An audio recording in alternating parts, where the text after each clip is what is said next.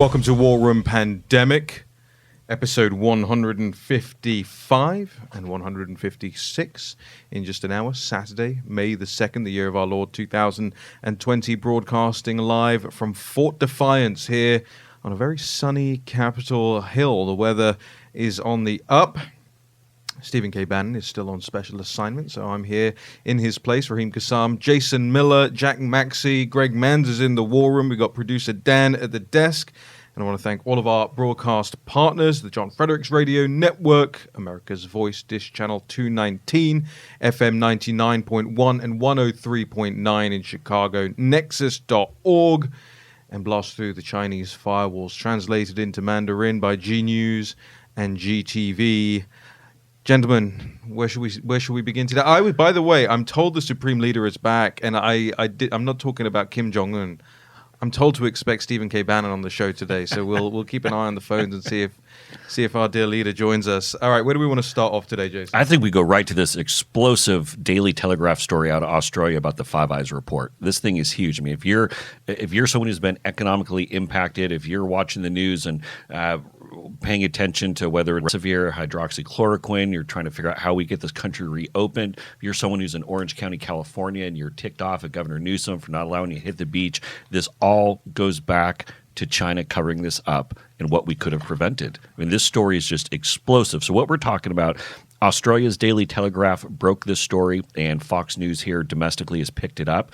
But I'll just give you the lead graph here. China deliberately suppressed or destroyed evidence of the coronavirus outbreak in an assault on international transparency that cost tens of thousands of lives, according to a dossier prepared by concerned Western governments on the COVID-19 contagion. And again, Five Eyes, that's the English-speaking intelligence groups. You have the U.S., Canada, UK, Australia, New Zealand. That's the Five Eyes. Those are our true global homies here. And I think, do we have Stephen K. Bannon joining us? The Supreme Leader, Mr. Bannon. I'm on if you guys can hear me. We got you. We were just about to open up with this report in the Saturday Telegraph in Australia, but do feel free to take us in any direction you want, Steve. Well, no, I think listen, this is what's important. What I'm really proud of in seeing this report, which the Daily Telegraph, which is, the UK paper that now has an Australian branch, is that, this is Jack Maxey has walked through all of this over the last 10 or 12 weeks. The good news is it's all in a report now, and the intelligence agencies are using that as the basis to get much, much more, right? But this is, and I think it shows you what we've been saying from day one. Not only did they hold the information out from the public, they knew at the time they had a problem, and that's when they went back. The powerful thing of this article is how they went back and tried to destroy all the evidence, from bleaching and washing down the wet market immediately on January 1st to everything they did of destroying the different types of viruses and actually never giving us the right the genomes and the right genetic code. Everything they've done consistently is to repress the information of the human-to-human transmission and the community spread. At the same time, their huge undertaking and effort to suppress any information about this whatsoever.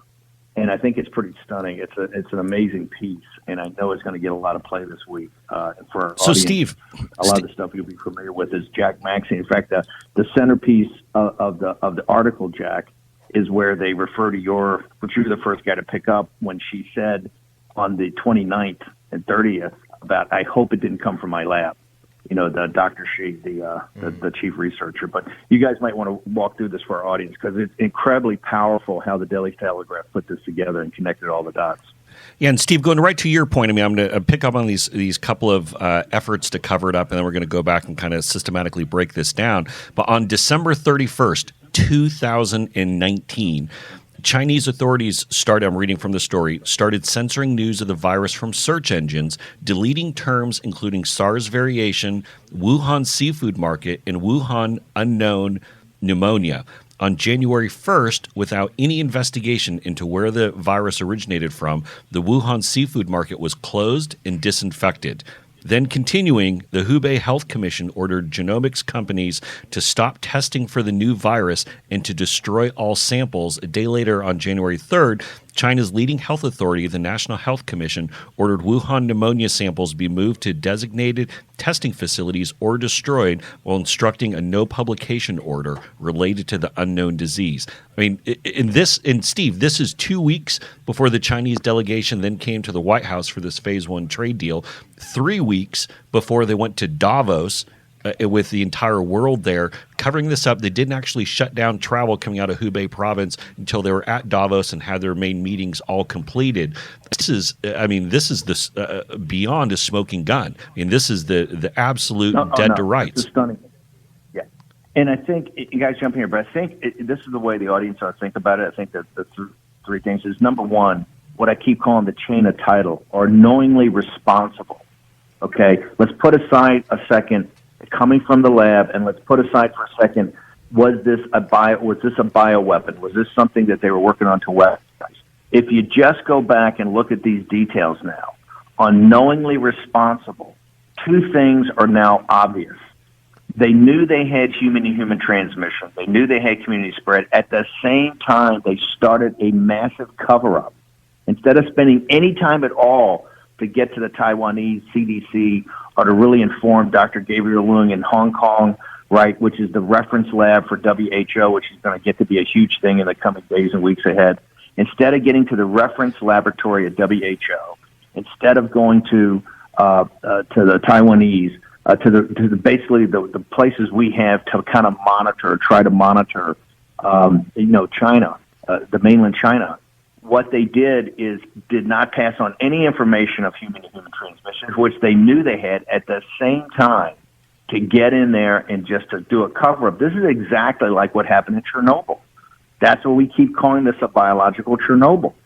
The Soviets did the exact same thing. Their initial thing was to cover up any evidence of what had gone on, right? And what happened, that allowed the Chernobyl situation to metastasize. That's exactly what's happened here. Now, what's quite interesting about the study that the Five Eyes intelligence agencies are doing, as reported in the Daily Telegraph, is there's obviously now a huge focus on the Wuhan lab itself and exactly what was going on there. And this whole thing of gain of function is going to be a term that will be emblazoned in people's minds here in the next 30 to 60 days, because it gets Steve, break that down. Steve, break that down for us. What were these experiments? Yeah, Steve, can you drill further into that? What is gain of function? Maybe Jack can weigh in on this as well, Steve.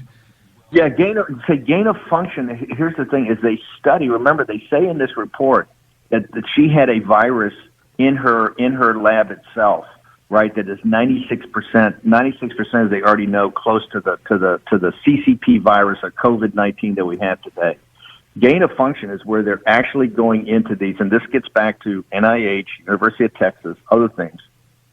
Gain of function is the experiments that were banned for years, where you actually go into these viruses and you play around with them to try to find out more about transmissibility and also lethality.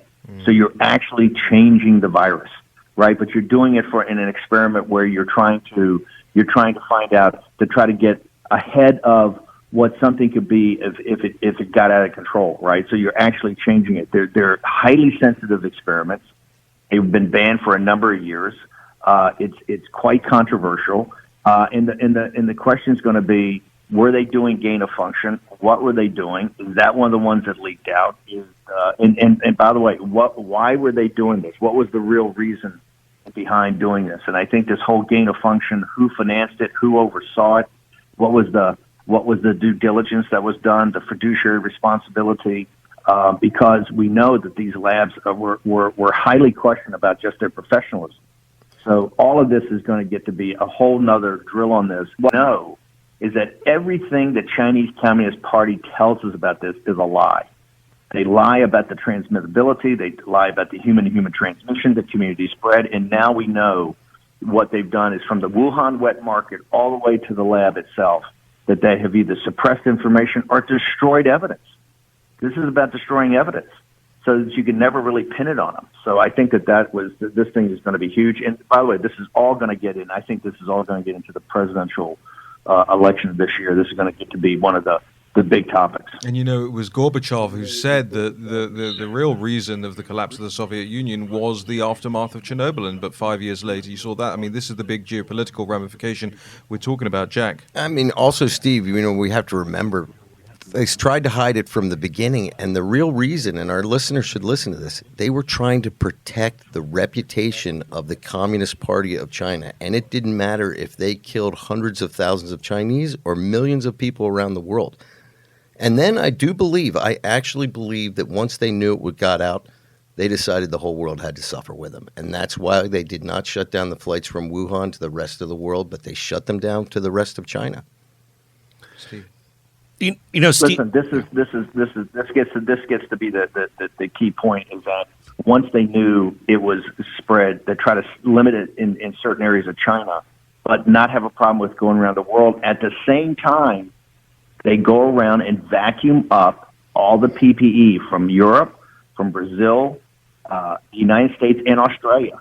No, understanding two things. One, they potentially need more because you both need PPE to test, and you need it obviously in the ICUs. In addition, and we see this today in the Netherlands, use it as a strategic weapon afterwards, where if people don't toe the line, you just say, hey, you're not going to get any more personal protective gear. January of 2019 is going to be absolutely central. Steve, I want to go to one phrase that's in the Five Eyes report, endangerment of other countries. And as we've talked about, as Raheem has so geniusly coined, every sneeze has a lawyer. Look, the Telegraph story writes up, it states that to the endangerment of other countries, the Chinese government covered up news of the virus by silencing or quote-unquote disappearing doctors who spoke out, destroying evidence of it in laboratories, and refusing to provide live samples to international scientists who were working on a vaccine. You couple that with the timeline in the story, and I just tweeted out, we'll have it up on, we'll retweet it from the pandemic Twitter feed. They go through the timeline, whether it be manipulating the search engines, doctors disappearing, all of the other things they did to obfuscate and delay and destruct and not share the live samples, all these different things. Steve, this thing is pretty damning for laying out the legal ramifications. You've talked about this Nuremberg-type trial that the CCP is going to have to face at some point. This says that they knew about it. I mean, this is basically manslaughter, no? Oh, no, I think that that's what I say. This is going to be both civil and criminal. Look, I didn't say on Eric Bowling's show the other day, and I said it before, premeditated murder. Remember, some of the heroes here are disappeared. Dr. Li is dead from Wuhan, but there's also the professor at the South China University in Shanghai. There were other Chinese researchers, et cetera, coming up and actually saying, hey, it obviously came from this lab, or this genome sequence is not correct. You had other heroes who came forward who are all gone now. We can't find them.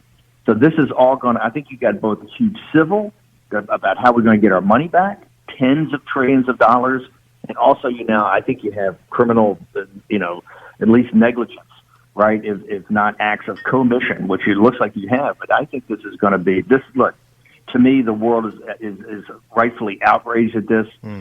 University of Southampton goes back and says that they had handled this appropriately in the last week of December of 2019. 95% of the agony, the death, and the economic destruction would not have happened. That's right. Stephen K. Bannon, thank you so much for joining us here this morning. Are you going to stick around? We've got a break. Steve Bannon jumps there without an answer, just to hang up, just to click. War Room Pandemic. We're going to be getting back more into this. Dossier lays out case against China bat virus program. A lot more to come out of that here on War Room Pandemic. Be right back.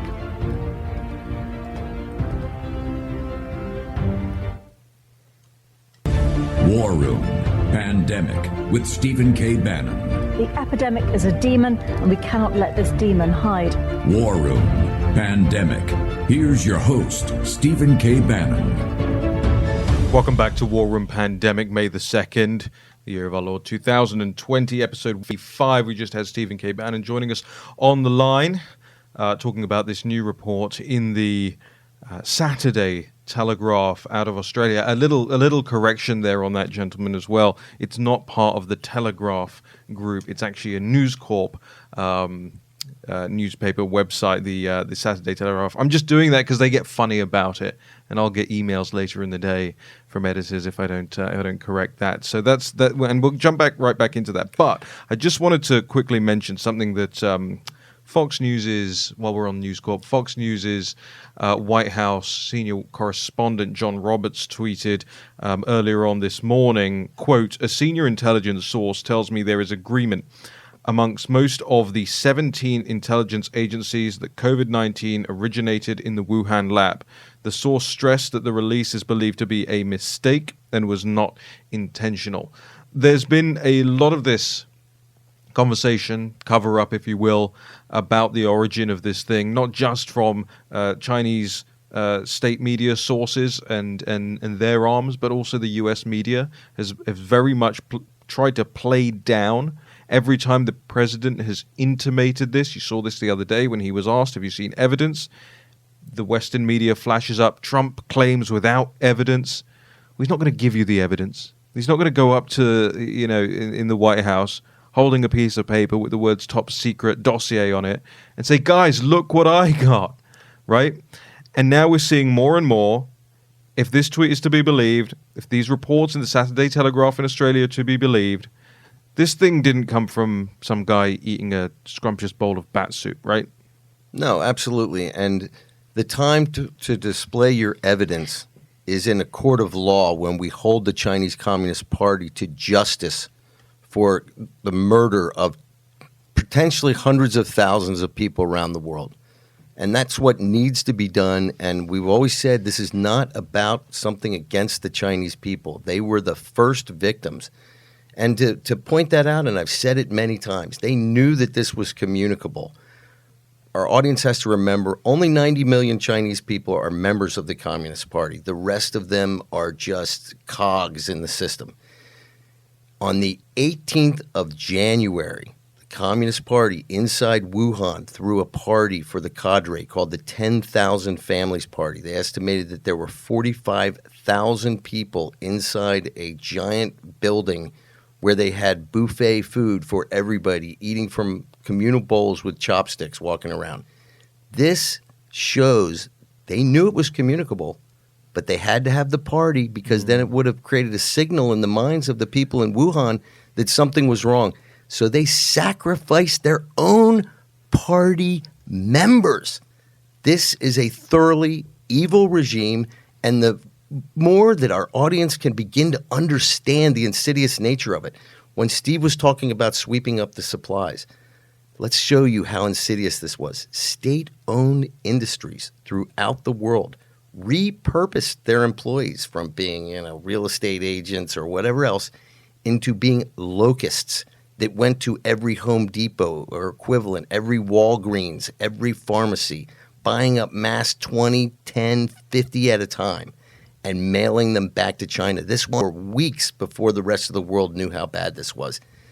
This was a concerted effort to protect themselves at the expense of humanity. Jason, this goes back to the report that we're looking at, the Five Eyes report that says, as you commented earlier, on January the 3rd, China's leading health authority, the National Health Commission, ordered Wuhan pneumonia samples to be moved to designated testing facilities or destroyed while instructing a no publication order related to the unknown disease at the time. This is cover-up upon cover-up.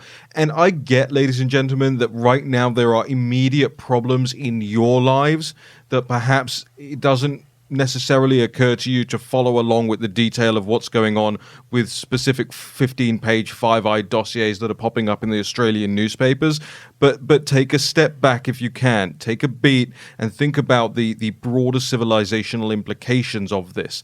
This puts the USSR, makes it look tiny, makes it look like a minnow in comparison geopolitically to what we're talking in every part of your lives, whether you know it or not. Things in your cars, things in your homes, things in your stores, things your kids are wearing, things in your schools, things pertaining to how your kids are taught, everything digitally that you access and are part of, including, I'm sure, some of the things in the room, many of the things in the room around me right now. Made in China. Made in China. Over and over and over again, we have seen the exportation, the pillaging of Western manufacturing shifted overseas, shifted to adversaries of the United States. Why is this important for you? As important as reopening the economy, if not more important than reopening the economy? Because this is about where we go as a civilization, where you go as a nation over the next coming decades. And if this is China's Chernobyl moment, then something drastically is going to shift in the next 5 to 10 years. And we've got to be ready for it. Yeah, and I mean, the timeline that they put in here is just so explosive. I mean, they go through December 6th, 2019, 5 days after a man linked to Wuhan seafood market presented pneumonia-like symptoms. His wife contracts it, suggesting human-to-human transmission. I want to make sure this is clear here. So this is December 6th. 2009, so way in advance. Even before we're even talking about the January 14th WHO tweet, before anything else, even all the information. I mean, heck, even as we talk about how long even certain U.S. officials kept saying not sure about person-to-person transmission. I mean, the Chinese knew without a doubt December 6th. December 27th, China's health authorities knew without a doubt this was a novel disease, meaning it was new. Affecting some 180 patients caused by a new coronavirus. And again, this goes back to that AP investigative report where it says that they sat on this information. Imagine if December 27th, the Chinese, knowing this was a novel disease, that it was new, that you had 180 patients, that they knew that there was person-to-person contacts, locked it all down, shut it down. Imagine how this wouldn't have taken off and blown up. But we're not done here. As we referenced in the last block, December 31st, Chinese internet authorities start censoring terms on social media. January 1st, right around the time when Redfield and the CDC first found out about this, 8 Wuhan doctors were warned about this new virus. They were detained and condemned. So the truth wasn't getting out. Raheem, you just mentioned the January 3rd gag order that they put out. Going to January 5th, Wuhan Municipal Health Commission stops releasing daily updates on cases. That blackout goes from the 5th to the 18th. January 10th, Chinese PRC says the outbreak is under control and mostly a mild condition. Knowing, again, at this point, you're 6 weeks after knowing that there was person-to-person transmission. Then we talk about the lab being shut down the 12th. The 13th, here's what's not in there. A couple things that don't make it in the timeline here. January 13th, and we go back to that AP story, that's when they found that case in Thailand. That's when they knew that this has already escaped. This was out. The horse had left the barn. This thing was out and it was international. And then the January 14th is when they went through and they privately warned that this was out there. They sat on it. That goes to that AP investigative story, the 6 days that they sat on it from January 14th to January 20th. What happened during that stretch? As Jack pointed out, you had the Communist Party event, Yep. The 10,000 families, what was it called, Jack? Yes. 10,000 families. But also during that week, that's when Liu He and the Chinese delegation were in the U.S. for signing the Phase 1 deal. January 20th was essentially then when they started acknowledging, hey, maybe this – and also on January 14th, that's when the WHO, the running dogs for the CCP, said no person-to-person transmission. We're fine on this thing.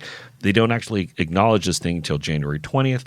Remember, January 23rd, significance of that, that's when they actually closed down travel for Hubei province. At this point, we're 7 weeks after the fact that they knew that there's person-to-person transmission. Right. Why did they wait until January 23rd to shut down the travel, which then became a massive story on January 24th? That was in the middle of Davos. They were sitting on this because they didn't want the world economic leaders to be jumping all over this. And then you keep bouncing ahead here. January 24th, that's when they officially wouldn't allow the Chinese wouldn't allow the Wuhan Institute of Virology from sharing samples with the University of Texas. You go into February 6th, China's internet watchdog tightens controls on social media. This thing, you have doctors disappearing. And then even April 17th, Wuhan blatantly raises its official fatalities by 1,300 deaths.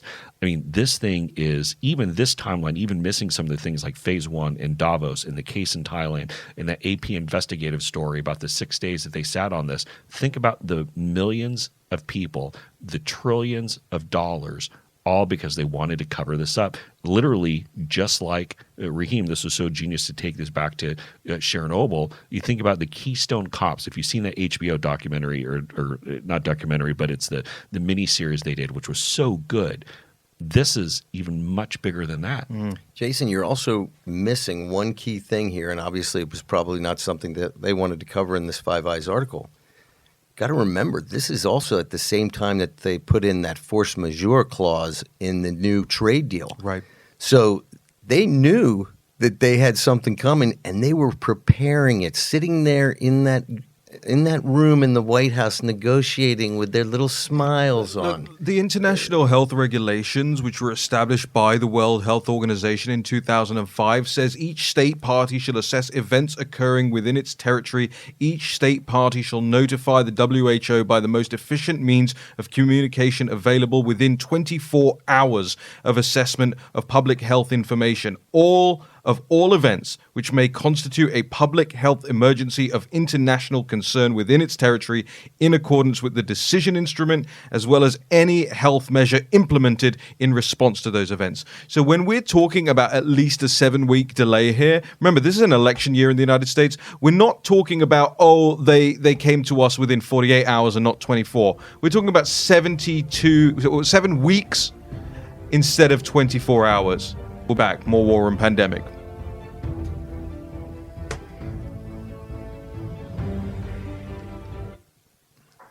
War Room Pandemic with Stephen K. Bannon. The epidemic is a demon, and we cannot let this demon hide. War Room Pandemic. Here's your host, Stephen K. Bannon. Welcome back to War Room Pandemic. Raheem Kassam sitting here for Stephen K. Bannon, who's on special assignment this weekend. Should be back with us early next week in the studio here at Fort Defiance on a sunny Capitol Hill. A Capitol Hill, by the way, gentlemen, where the Blue Angels and Thunderbirds will be flying overhead at 11:45 this morning Eastern Time. So we're gonna ditch the show and run outside. No, we're not really going to. But for those of you that are able to and are in this area of the world, there will be above from about 11:45 a.m. Up until noon Eastern Time. I know that's taking place all across the country. Other things that are taking place all across the country: protests. People obviously wanting to get back to work, understandably so. The 30 days to slow the spread has worked. We slowed the spread. We crushed the curve. And hospitals were not inundated. You realize a lot of people will know that we had our own 30 days to save America here on War Room Pandemic. We had the website, all the graphics, everything. We bought into the president's campaign, and it worked. It was a great success. But now it's time to get back to work as some of the European countries start to reopen parts of their economies. Germany easing regulations on social distancing. Same with Denmark. You've got some companies talking in the United Kingdom about reopening, even though the British government is saying that the lockdown itself may last for another month or so. Boris Johnson's been back to work this past week, and we'll get back into all of that in the next segment here on War and Pandemic. In the meantime, I want to hand you over to Mr. Jack Maxey, who's going to elaborate on what we've been talking about in the last segment and more that we need to know about in terms of the Chinese lab, how much we had to do with it in the Western world. Mr. Jack Maxey. Well, what's very interesting, we know that the NIH gave $7.4 million to the Wuhan Lab of Virology to study these coronaviruses, and yet we've never had any access. Mr. Fauci has never been able to get a hold of his colleagues and have them open up the books, despite his great respect for them. Now it's just been released over the last 24 hours or so that the University of Texas at Galveston also has a very important laboratory, the Galveston National Laboratory. It's a level 4 lab. And they have had multiple contacts, multiple cooperation, quotations perhaps, with the Wuhan lab. And now the general counsel of the Department of Education wants to know everything about it, all electronic communications, all letters, all contacts, etc. They want to know what's going on. And one of the interesting things that they pulled out in the letter on October 28, 2018, the Galveston National Lab claimed in Science magazine, so if anyone wants to go back and look at that, I recommend it. We direct a newly constructed MCL in Wuhan. MCL would be the name for I'm forgetting it. It's Maximum Biocontainment Laboratory in Wuhan, and an established one in the United States in Galveston. In preparation for the opening of the new China lab, we engaged in short and long-term personal exchanges focused on biosafety training, building operations, maintenance, and collaborative scientific investigations. We succeeded in transferring proven best practices to the new Wuhan facility. Both labs recently signed formal cooperative agreements that will streamline future scientific and operational collaborations on dangerous pathogens, although funding for research and the logistics of exchanging specimens are challenges that we have yet to solve. The problem here is that we have Western institutions who have been cooperating with these Chinese institutions. We see it through academia. The Chinese use these connections mostly to steal technology, to steal information, to try and give them advantage. But the exchange of information is clearly a one-way highway. Now, we've got to get to the bottom of this because also they recognize that the University of Texas apparently was taking some money from Huawei in the process of this. So there are all kinds of questions, and really I think what this shows is not that the University of Texas is in any way involved, but the way that the insidious nature of CCP money and influence can sort of divert attention away from what needs to be done. And this will come out in the next days and weeks, but this is something we need to watch, and it's something that's going on around the world. Guys, I got to bring something up. This just broke from Reuters coming out of their Shanghai bureau, and this is going to make you sick to your stomach. And this ties in exactly to what Jack Maxey's talking about, exactly, Raheem, what you were talking about with the Chernobyl comparison, everything Steve Bannon's talking about, how this impacts your life. China has a new video out that mocks U.S. coronavirus response using Lego-like animation. I've seen this. And this thing is, so I just was just watching it with the sound off here. And this thing, so it starts off and it basically has, if you imagine these two, we're going to post this. I just tweeted it. We'll post it on the site. It's like once upon a virus, and the curtain opens. And on one side, you have, in December, you have a Chinese, looks like a terracotta type figure saying strange pneumonia cases reported. Then you have the WHO, and they're now trying to separate themselves a little bit from WHO. Is over on the right side saying, Roger that. Then in January, we discovered a new virus. And then you have the Statue of Liberty. So they're now mocking the Statue of Liberty, saying, so what? And then China's, it's dangerous. It's only a flu. Yeah. They basically go back and forth, wear a mask, don't wear a mask, between this terracotta-looking character versus the Statue of Liberty, the Chinese character saying stay at home.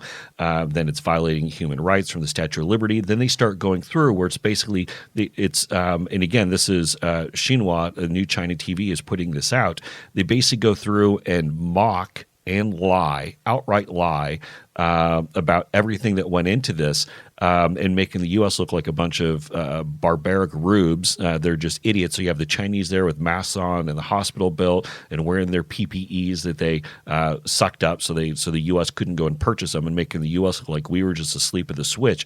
This is the actual type of propaganda that they're now pumping out to the world. I mean, tell me, how is this? And we just went through that timeline. They're putting out this video. You want to know why they're putting out a video like this? Because that Five Eyes report is out there, and they know this is sweeping everywhere. I mean, this is just shameful. Jason, there's a pattern here that I want our audience to understand. Remember, they're trying to make us look like we are peasants, like we're uncultured, like we are stupid, like we are peons, right? Let's remember who they first did that with. Their own citizens. It was the Chinese government that put out the Bat Lady soup. It was the Chinese government that started talking about the disgusting nature of the people in Wuhan eating from, wet markets. They tried to blame it on this kind of lower class Chinese people who were beneath them. Let's make something clear. The biggest peasants in all of China, the biggest lacking in culture people in all of China, are the leadership of the Chinese Communist Party. Go back and read the story of Chairman Xi. This guy is not a Harvard graduate by any stretch. He may be bright and he may be motivated, but he is not cultured. And it's always funny, it's projection. right? You're taking these people who are not cultured and they're trying to blame all of this failure on the fact that other people, somehow made a mistake by eating the wrong food. This is a pattern. Watch it because it's going to happen again and again and again, and you need to counter it with facts. If we're wrapped on this right now, I want to pivot to the next topic here. Gentlemen, any objections? All right, we'll continue on. I want to talk about and Jack again. You've been directly attacked by the New York Times here. I believe as Jason has framed it in our show clock this morning. The idea, obviously, of herd immunity coming up. This is a New York Times opinion piece that is by Dr. Carl Bergstrom and Natalie Dean. Bergstrom, the professor of biology at the University of Washington, Dr. Dean, an assistant professor of biostatistics at the University of Florida.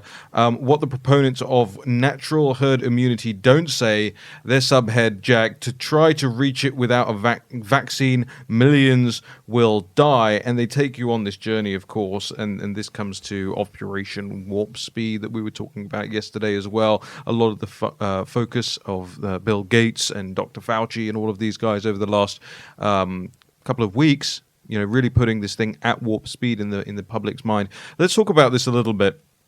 They keep telling us, life will not return to normal until we get a vaccine. But the idea of a vaccine for something like this, that fast, firstly, completely unprecedented, right? And then secondly, I worry, and look, I'm not a biostatistician, and I'm not Dr. Bergstrom or whatever it is.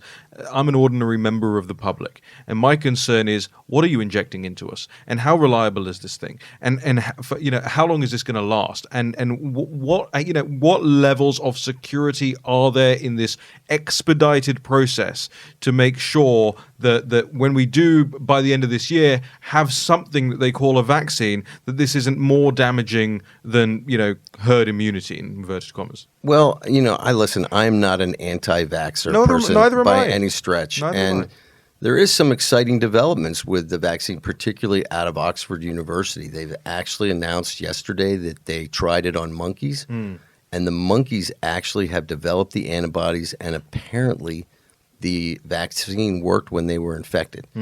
So they're going to begin human trials very soon, and if it works, amazing. And again, this is Western science, people. This is what liberty looks like. This is what happens when people collaborate and share information.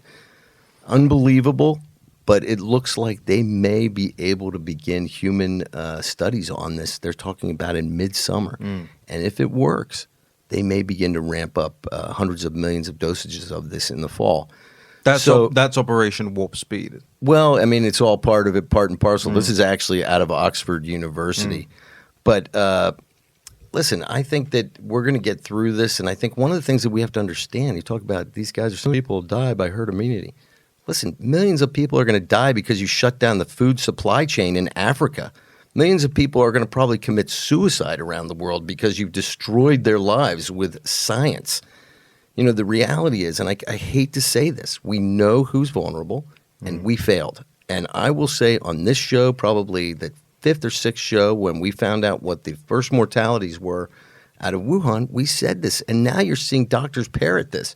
We know who it is, and that's who we should have protected. Look, I'm not an anti-vax guy for the Media Matters intern who's currently trying to write about my question just now. But my question is that if you're a member of the public and you've been told for so very long that, hey, it takes this long to get to a stable, reliable vaccine, and that's all of human history as it pertains to this, and then suddenly you're told, actually, you know what, we got it, we expedited it, we're all good. How much public trust is there in that process? Let me explain something. The coronaviruses are a little bit more difficult to create rather than the avian influenza A/B. For example, in the 1969 pandemic, one of the things that was pretty amazing about this thing, it arrived in 1968 in China and Southeast Asia, swept through our soldiers in Vietnam, and then it came to the United States. But unbelievably, they actually created a vaccine for that in the late summer of 1969. Now, it was influenza, so they were a little bit more familiar with it, but this can be done. It's not impossible.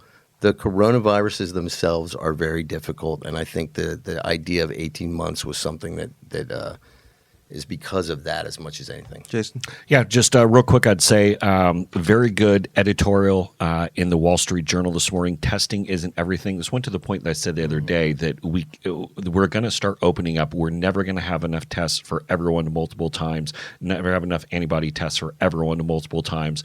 We have to obviously we need to push for that, need to have it in consideration. That's not the end all be all. There are a number of different variables that we're going to control for as we start reopening. We're going to get to that and more in the next segment here on War Room Pandemic. Make sure you're tweeting at us, ladies and gentlemen. We are live, checking all of the tweets. Hashtag War Room Pandemic. Back with Jack Maxey, Jason Miller, and Raheem Kassam in just a moment. War Room Pandemic with Stephen K. Bannon. The epidemic is a demon, and we cannot let this demon hide. War Room Pandemic. Here's your host, Stephen K. Bannon. Welcome back to War Room Pandemic. Jason Miller introduced us to a clip that's emanated from the Xinhua News, the state-run news agency in China, this propaganda video that's come out. Jason, why don't you tee it up for us? Yeah, this is Reuters. Their Shanghai bureau has been, they have a story out on this. The Xinhua, this is state news. It's not like some, random kid in the, basement with a MacBook and, just doing his own little video. I mean, this is not a meme smith. No, this is not a meme smith. This is not like BuzzFeed Benny, out there, trying to troll the libs or on the libs or whatever. And this is like an actual state agency. And what you're going to hear on this are two voices. You're going to hear essentially the computer generated voice, which is essentially the Chinese, the good guys in this. And then you're going to hear this real squeaky Statue of Liberty voice, which is the Americans were made to look like rubes and idiots and deniers to this whole thing. This thing is so shattering. It's about a minute and a half long or so just bear with us. And let's go ahead and roll it.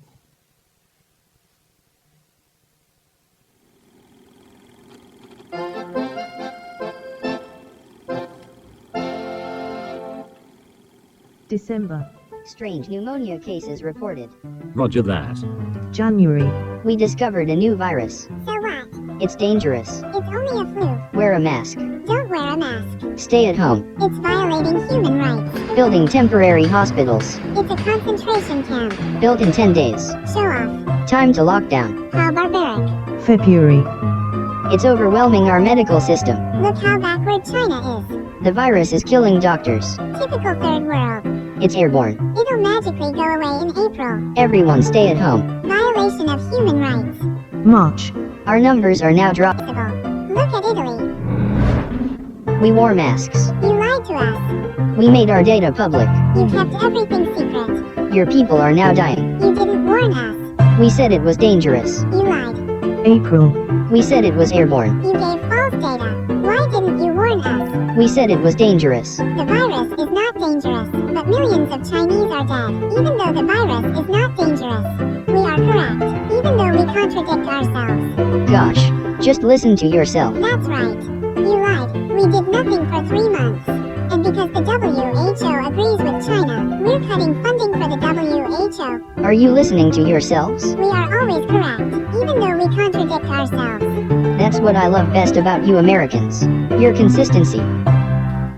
That's the single worst meme I've ever seen for a start. But let's take it apart and consider, because this is being pushed out by Chinese state effectively, right? So firstly, it's in the English language.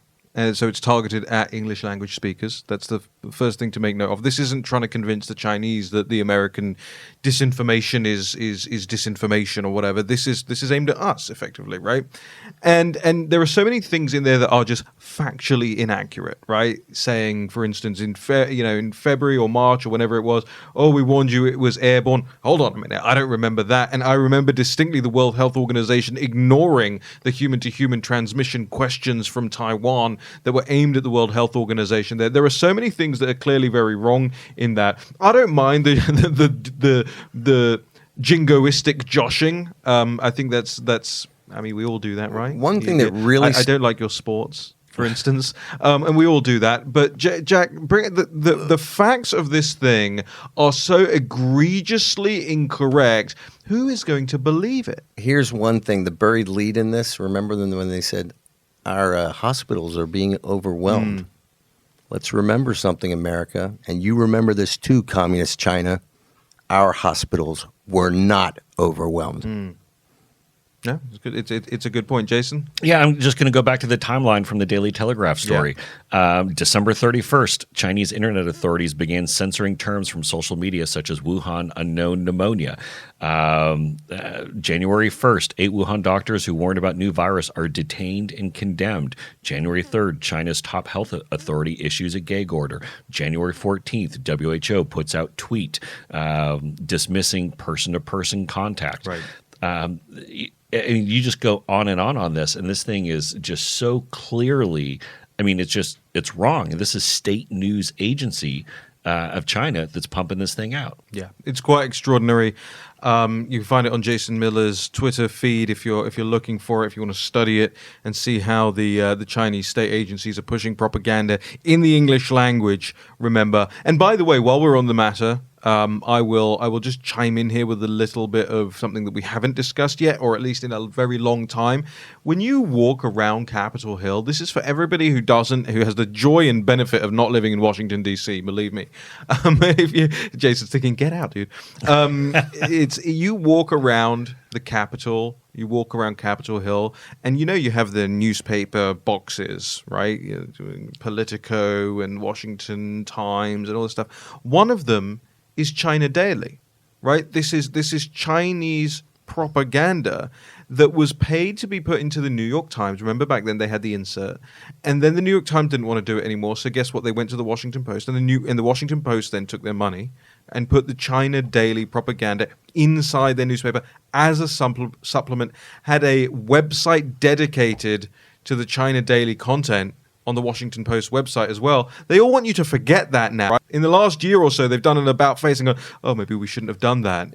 You bring up an excellent point. As this goes forward, one of the things that we have to do as Americans and we have to do as Australians and Great Britain, people all over the West have to do this. It's going to be very difficult, let's get real, to put Chairman Xi in the dock at The Hague. But it's not going to be difficult to expose the Quislings and the people who betrayed the safety of our nations for money. These people need to be held account. They're going to be witnesses in this trial too, but we can get to them immediately, and I think we should. The running dogs must be held as accountable as the people themselves who have propagated all of this. And it's another thing. I've been against communism my whole life. I think it's just because I patently hate systems that are unfair. And what this is showing to everybody is the danger of communism. We are seeing it. We're witnessing it right now. This secretive, repressive, totalitarian state has dragged the entire world down. And this goes right back to Raheem's point about Chernobyl. I mean, you talk about these two massive disasters of the modern era here, Chernobyl and then the Wuhan virus. It's who is Sharon Obel? Chernobyl? Chernobyl? Chernobyl? Sharon Obel. Sharon Obel. Yeah, she single-handedly took down the Soviet Union. She's a super mean Ukrainian woman. God bless Sharon Obel. All right, ladies and gentlemen, we'll be back with another episode of War Room Pandemic in just a moment. 156 coming at you live from Fort Defiance here on Capitol Hill. We're going to send Jack Maxey out in the break to round up all the copies of China Daily. I've already got them. They're sitting next to my toilet. Be right back in just a moment.